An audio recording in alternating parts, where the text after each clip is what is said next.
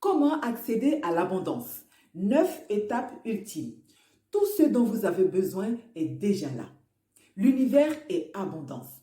En êtes-vous conscient? Car souvent nos pensées vont à l'encontre de cette abondance. Étape numéro 1. Détournez-vous des pensées qui n'honorent pas Dieu, ou esprit, ou univers, ou présence, ou puissance. Appelez-le comme vous voulez. Nous sommes faits à l'image de Dieu. Et donc, Dieu ou esprit ou univers a un potentiel infini. Par conséquent, notre potentiel aussi est infini. Le concepteur et la conception ne font qu'un. Si vous vous limitez aussi Dieu, l'univers. Bonjour et bienvenue à toutes et aussi à tous. Mieux Riche est une chaîne qui vous donne gratuitement des clés, méthodes et conseils tirés des meilleurs enseignements, des meilleurs auteurs, coachs, mentors, consultants et bien plus pour vous aider, pour vous guider par les principes et lois de l'univers et aussi de ma propre expérience pour vous aider dans tous les aspects de votre vie.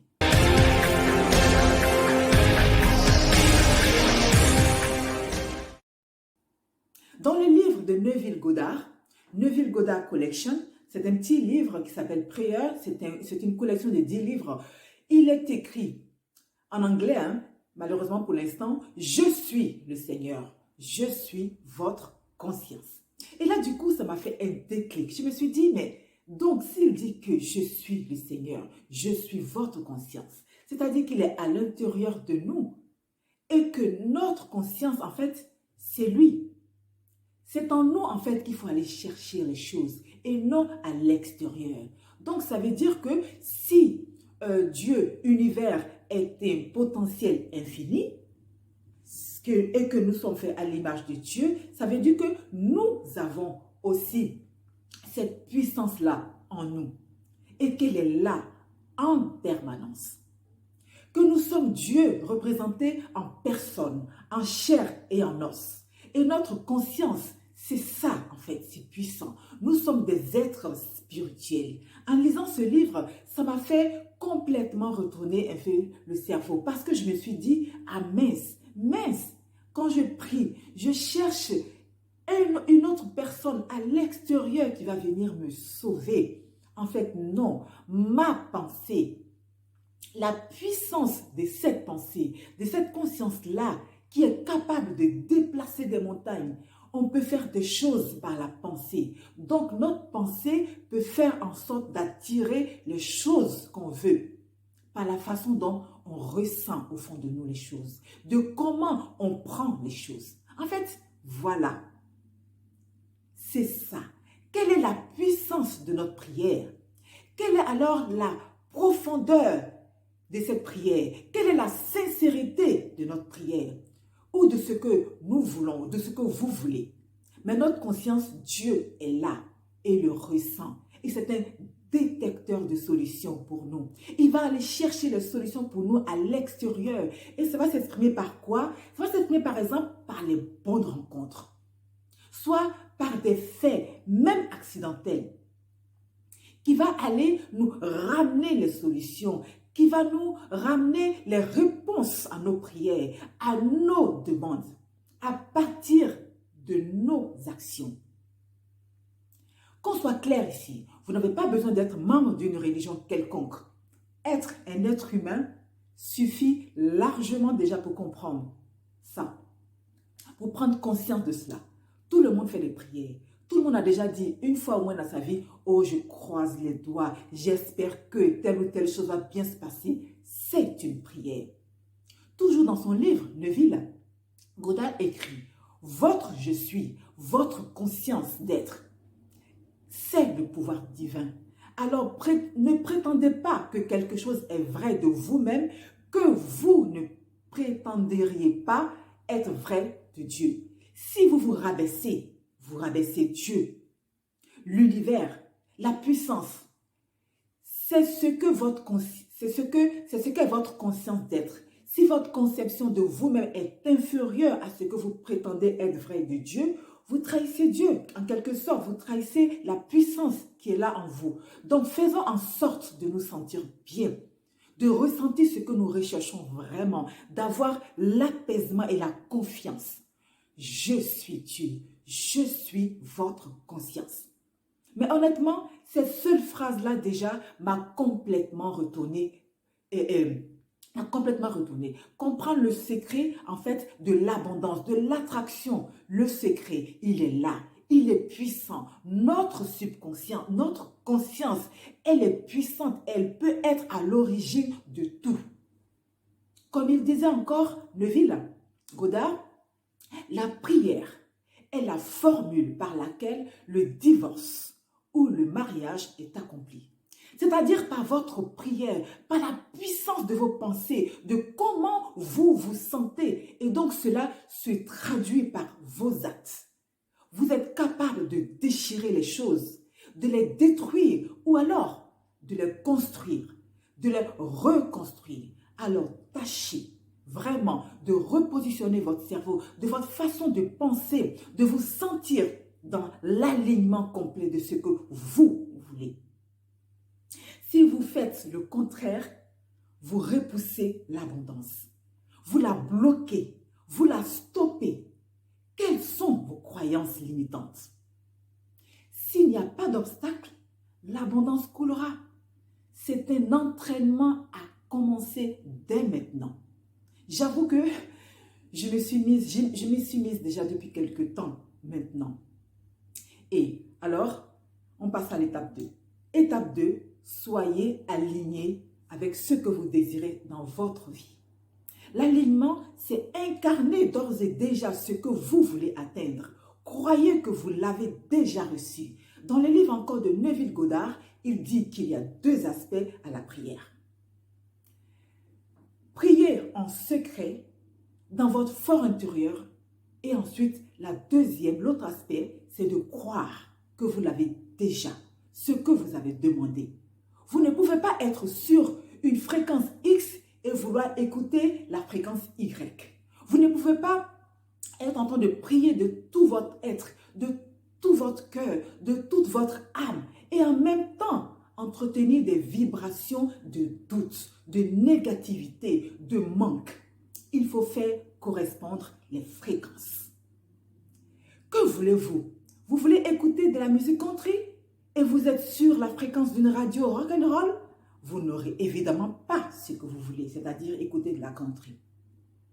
Il faut être aligné avec ce que vous voulez. Vous devez l'incarner, vous devez l'accepter, vous devez l'apprécier déjà. Étape numéro 3, libérez le pouvoir de la loi d'attraction. Vous obtiendrez toujours ce sur quoi vous vous focalisez. Si vous vous concentrez sur la pauvreté, cela veut dire que vous incluez la pauvreté dans votre univers. Si vous êtes focus sur les richesses, alors vous incluez les richesses dans votre vie, etc. Dans le livre de Joseph Murphy, Comment attirer l'argent? L'une des raisons pour lesquelles les gens n'ont pas d'argent, c'est qu'ils le condamnent en silence. Ils parlent de sale fric ou croient que l'argent est la source de tout le mal. Une autre raison, c'est le sentiment inconscient que la pauvreté est une vertu. Cela peut découler, dit-il, peut-être de l'éducation, de notre enfance, des superstitions ou encore de l'interprétation erronée des Écritures. Si vous vous concentrez sur le fait que les gens profitent de vous, vous incluez cela dans votre vie. Donc, incluez ce que vous voulez dans votre vie. Libérez cette loi de l'attraction. Il n'y a pas de raison de se concentrer sur la maladie si vous voulez guérir. Si c'est la santé qui est votre but et la guérison. Il y a toujours 2 faces ou 3 même à une médaille. Donc, concentrez-vous sur la face que vous voulez. Étape numéro 4. Prenez l'habitude de vivre sur le moment présent, sur le maintenant. Dans le livre de Eckhart Tolle, Le pouvoir du moment présent, un livre excellent que je vous recommande vivement. On ne peut pas s'empêcher de revenir sur le passé ou de spéculer sur le futur. Mais le présent est le moment sur lequel vous devez vous focaliser, vous devez vous concentrer.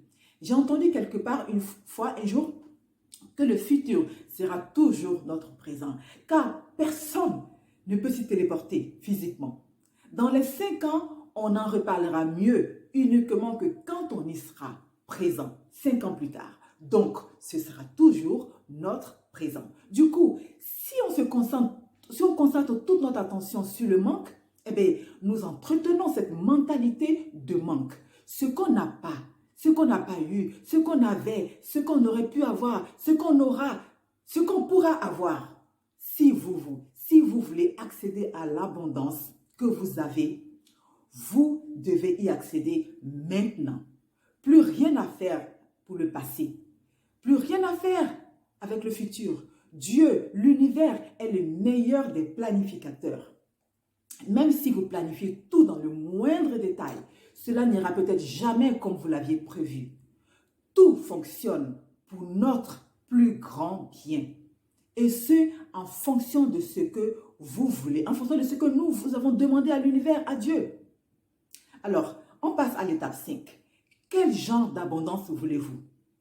Abondance du manque ou abondance de l'abondance? Quelle richesse voulez-vous? Soyez spécifique. Écrivez-le. Qu'est-ce que vous voulez? C'est une question à laquelle, personnellement, mon Dieu, j'ai eu beaucoup de mal. Beaucoup d'entre nous ont du mal à répondre avec aisance. Beaucoup de gens ne savent pas vraiment ce qu'ils veulent. Vous ne pouvez pas juste croire que Dieu, l'univers, va juste vous donner ceci ou cela parce que vous avez juste le désir. Car nous avons reçu le libre arbitre. Vous êtes la seule personne qui peut dire par son imagination, par votre imagination, ce que vous y voyez. Et donc, vous pouvez l'exprimer clairement. Donc, vous devez décider quel genre d'abondance vous voulez. Écrivez ce que vous voulez clairement. Étape numéro 6, acceptez ce qui se passe dans votre vie comme une partie de votre voyage. Bon comme mauvais événements, tous contribuent dans l'accomplissement de ce que vous voulez. Tout cela travaille dans notre sens. Étape numéro 7, naviguez dans vos émotions. Embrassez la négativité comme un avertissement pour notre bien. La chaleur du feu vous avertit qu'il ne faut pas trop approcher vos mains ou sans protection. Il vous avertit qu'il faut faire attention. Si vous avez mal à la tête, c'est un signe que vous devez peut-être prendre des médicaments ou alors vous reposer. Si vous vous sentez fatigué, c'est peut-être un signe qu'il faut que vous devez lever le pied et que pour vous reposer. Nous avons besoin de signes pour avancer, pour corriger nos trajectoires. Nous, pour croître, pour avancer, nous devons accroître notre niveau de vibration, de pensée. Nous avons besoin de signes. Étape numéro 8. Choisissez de vous sentir bien autant que possible. N'acceptez pas la lutte comme identité. Ne luttez pas continuellement. Se sentir bien, c'est la clé principale de l'abondance. Appréciez ce que vous faites. Si vous travaillez, appréciez votre travail tout en cherchant des solutions. Si vous n'êtes pas satisfait, appréciez le sourire, les rires. Appréciez la douche que vous prenez, qui vous fait tant de bien et que vous relaxe. Si vous ressentez de l'ennui, c'est peut-être le signe que vous devez sortir, voir autre chose. Partager un peu de ce que vous savez ou ce que vous avez, etc. Appréciez la nourriture que vous partagez le matin ou le midi. Appréciez votre lit, votre sommeil. Appréciez le réveil. Cela veut dire que vous êtes là et que vous avez droit encore de profiter de l'abondance, de la richesse. Vous y avez droit. Nous y avons tous droit. L'abondance est notre droit de naissance sur cette terre. À tous. Appréciez l'amour. Pratiquez chaque jour la gratitude de toutes les choses. Votre vie, dans votre vie. Et 9, enfin, savourez les fruits de votre labeur sans culpabilité. Tout le monde a accès à l'abondance. Pensez que vous le méritez. Ne vous sentez ni différent ni spécial. Juste savourez. Vous êtes la grandeur de Dieu, de l'univers. Vous êtes votre propre grandeur. Vous êtes votre propre héros. Par les fruits de votre labeur, vous allez inspirer les autres. Vous pourrez aussi les aider à faire profiter aussi de votre expérience. Vous pourrez aussi leur apprendre comment vous y êtes arrivé. Le doute est la seule force capable de troubler la semence. Si vous plantez le doute, vous allez faire pousser le doute. Si vous plantez de la beauté, la vie, de la joie, vous aurez de la vie, de la joie, de la beauté. Parfois, ce n'est pas simple, mais quel côté choisissez-vous? Neville Goddard, toujours dans son livre Prière, écrit que la prière est la clé pour déverrouiller l'entrepôt infini de l'univers. L'univers est l'entrepôt, est notre entrepôt infini. Voilà, merci d'avoir regardé cette vidéo. J'espère qu'elle vous a apporté des clés pour aborder désormais vos demandes et vos prières dans toutes vos entreprises afin que vous ayez une vie abondante et riche et mieux riche. À bientôt!